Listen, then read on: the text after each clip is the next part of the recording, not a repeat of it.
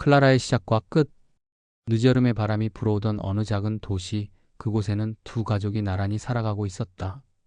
언뜻 보기에 평범했고 누구의 눈에도 부러움과 시샘을 동시에 살 만큼 안정적인 가정들이었다. 하지만 표면의 고요는 언제든 깨질 수 있는 얇은 얼음과도 같았다. 완벽해 보이는 수학자의 집. 남편은 대학에서 수학을 연구하는 학자였다.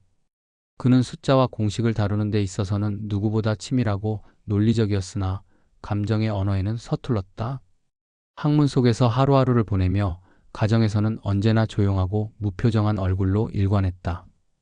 부인은 또렷한 이목구비의 단정한 태도를 지닌 여인이었다. 10살 남짓된 아들과 딸을 키우며 누구나 부러워할 만큼의 삶을 누리고 있었다.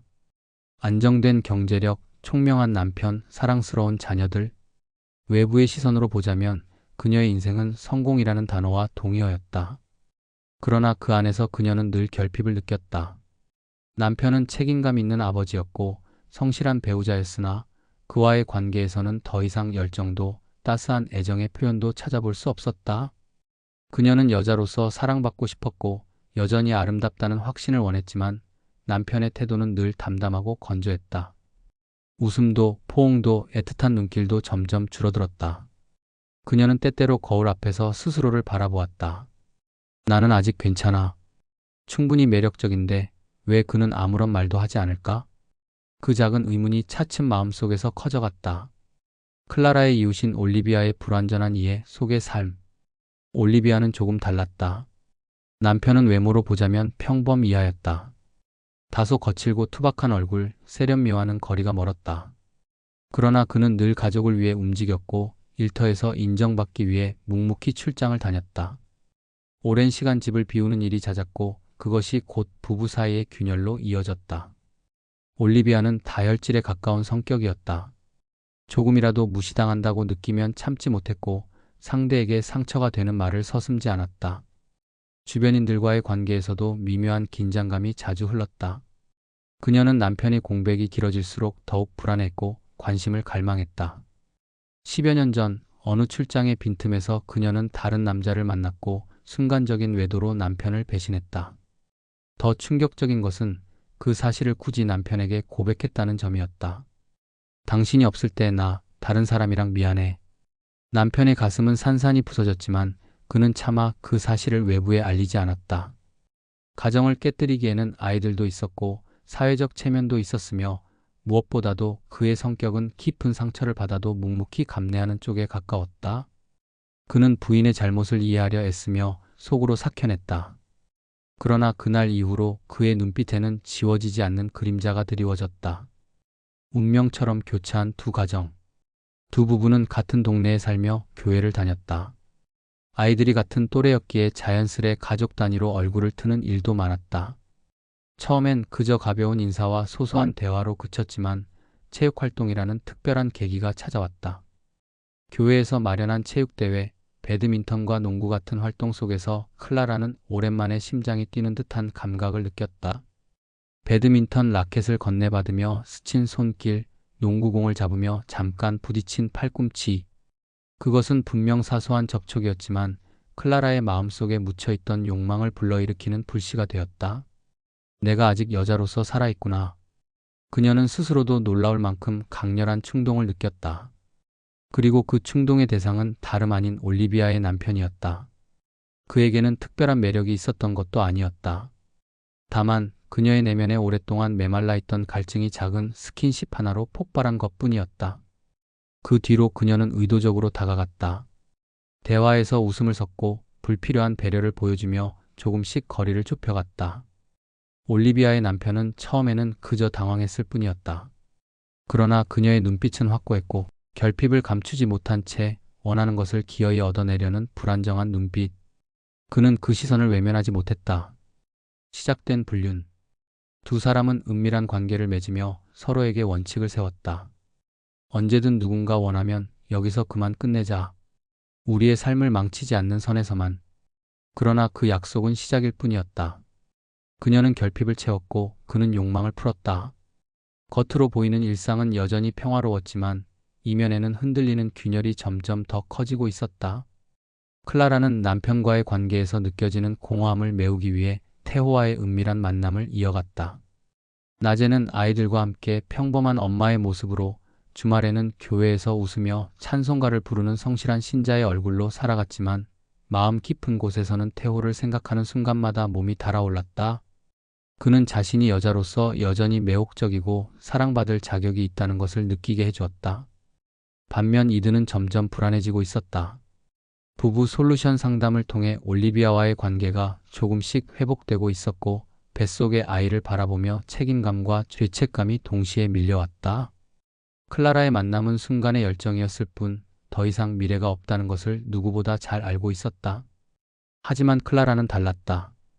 그녀는 그와 함께 있는 시간이 삶의 전부라고 느꼈다.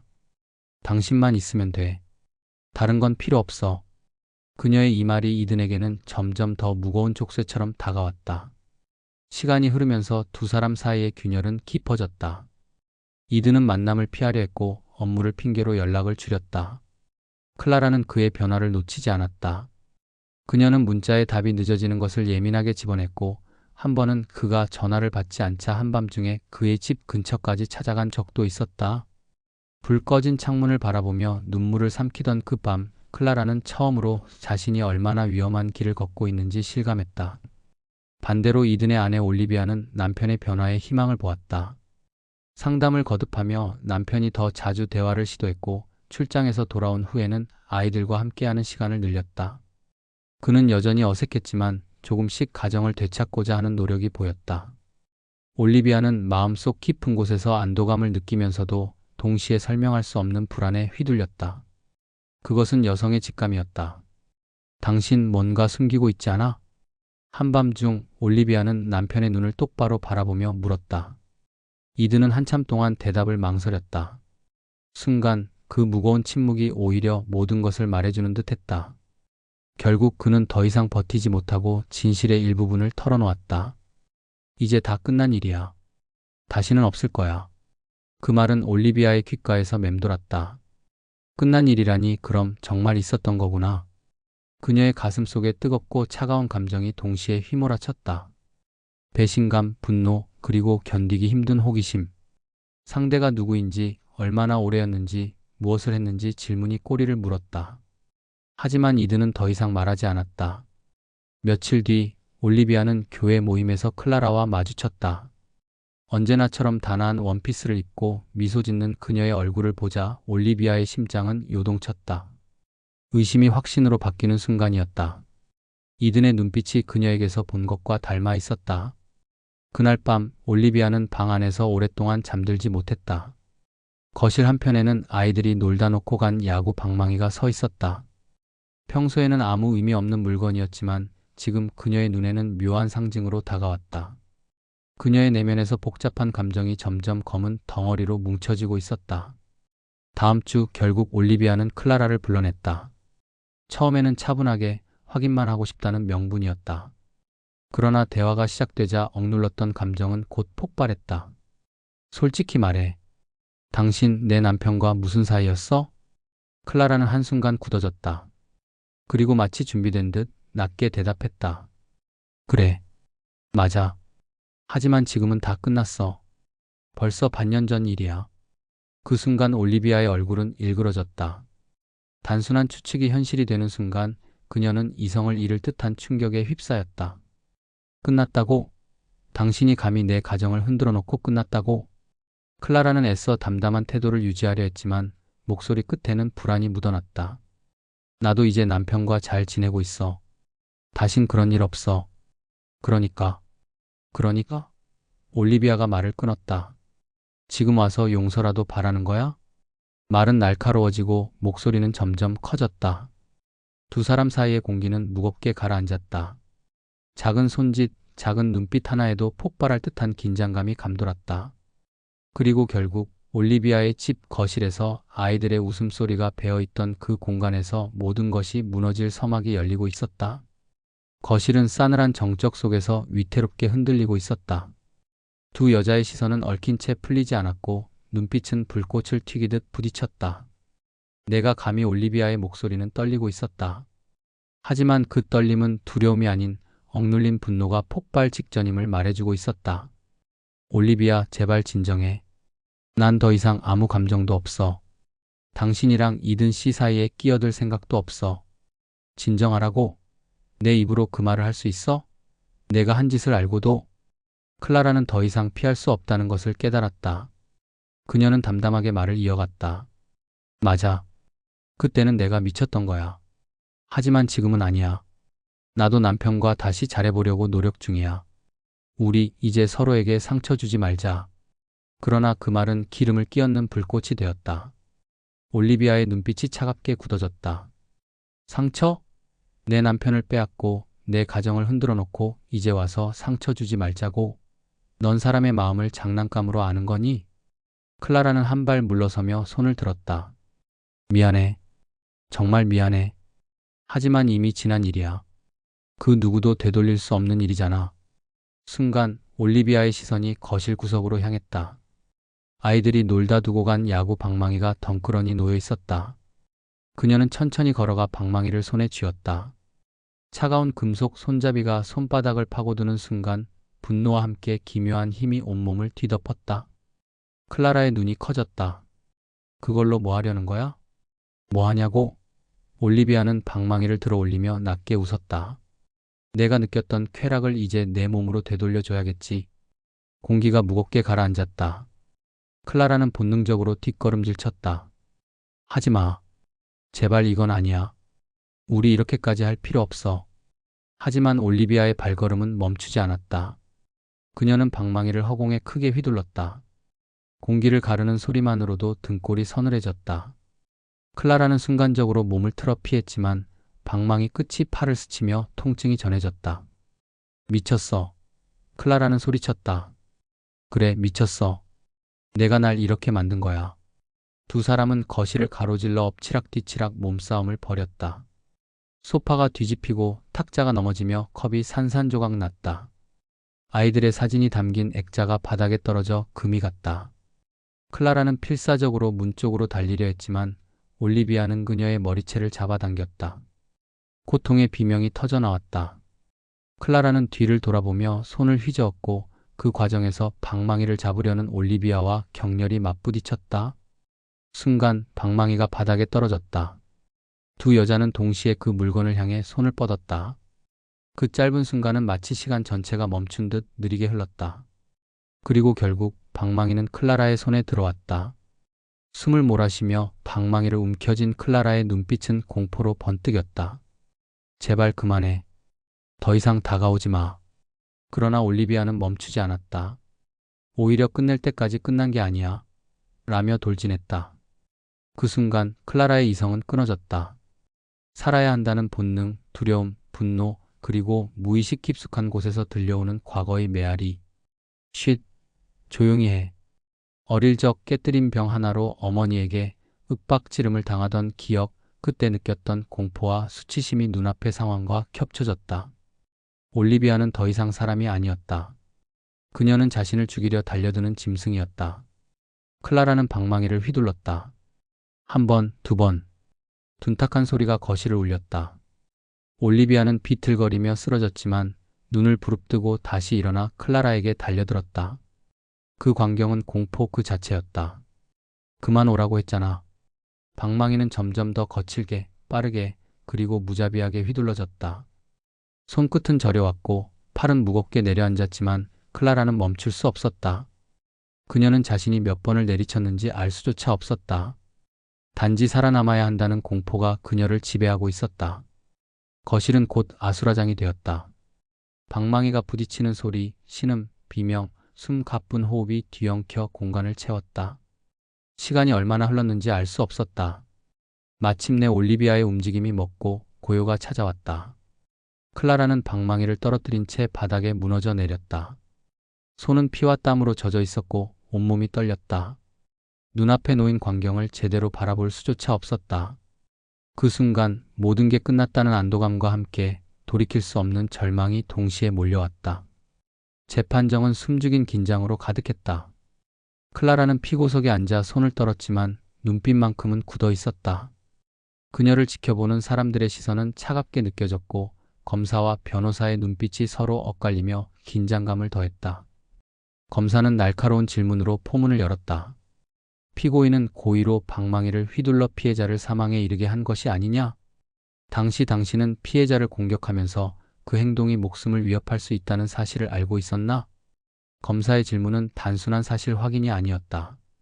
한 문장 한 문장마다 클라라의 내면을 겨냥하는 화살처럼 날카로웠다. 클라라는 떨리는 목소리로 대답했다. 아니요, 저는 단지 도망치려던 그녀를 막으려는 순간이었어요. 제 자신을 지키려 했을 뿐 죽이려 한 적은 없습니다. 변호사는 즉시 재빠르게 그녀의 말에 힘을 실었다. 존경하는 판사님, 배심원 여러분. 피고인은 극도의 공포와 생존 본능 속에서 반사적으로 행동했습니다. 피해자는 피고인에게 직접적으로 위협을 가했고 피고인은 자신을 보호하려다 우발적으로 방망이를 사용하게 된 것입니다. 이것이 단순한 폭행이 아니라 극한 상황에서의 자기 방어였음을 강조드립니다. 검사는 다시 한번 압박했다. 하지만 피고인은 몇 차례나 방망이를 휘두르지 않았습니까? 단순 방어를 넘어 과도한 행동이 아니었나요? 변호사는 차분히 판사와 배심원을 바라보며 논리를 펼쳤다. 그렇습니다. 클라라는 여러 차례 방망이를 휘둘렀습니다. 그러나 그 횟수는 피해자가 끊임없이 달려들고 몸싸움을 반복하며 위협을 지속했기 때문에 발생한 연속적 방어 행위였습니다. 한 번의 방망이가 아닌 여러 차례라는 사실이 피고인을 살해 의도가 있는 사람으로 단정할 근거가 되지는 않습니다. 재판장은 변호사의 논리를 주의 깊게 들었다. 변호사는 당시 사건의 심리적 배경을 조목조목 설명했다. 피고인은 어릴 적부터 폭력과 공포에 노출되었습니다. 과거 어머니에게 윽박지름을 당하고 깨진 병으로 인해 다친 경험은 피고인의 트라우마로 남았습니다. 당시 피해자가 다가와 위협적인 행동을 보였을 때 그녀의 본능적 공포가 폭발한 것입니다. 이는 단순 감정적 분노가 아니라 심리적 방어가 폭력으로 나타난 우발적 사건임을 보여줍니다. 배심원들은 서로 눈치를 보며 고개를 끄덕였다. 심리학적 근거와 사건의 정황이 설득력 있게 맞물리자 피고인의 의도와 상황 사이의 간극을 이해하기 시작했다. 변호사는 이어서 현장의 정황을 조심스럽게 재현하며 설명했다. 거실에는 아이들의 소품과 가구가 있었고 방망이는 평소 단순한 놀이 도구였습니다. 클라라는 처음에는 단순히 위협을 느껴 방망이를 들었고 피해자가 접근할 때마다 순간적 공포에 의해 반복적으로 휘두르게 되었습니다. 이는 계획적 살인이 아니라 극단적 공포 속 우발적 행동임을 보여주는 핵심 증거입니다. 검사는 마지막으로 클라라를 향해 물었다. 그럼에도 불구하고 당신은 피해자가 도망치려 하는 순간에도 계속 공격을 가했습니다. 그때 왜 멈추지 않았습니까?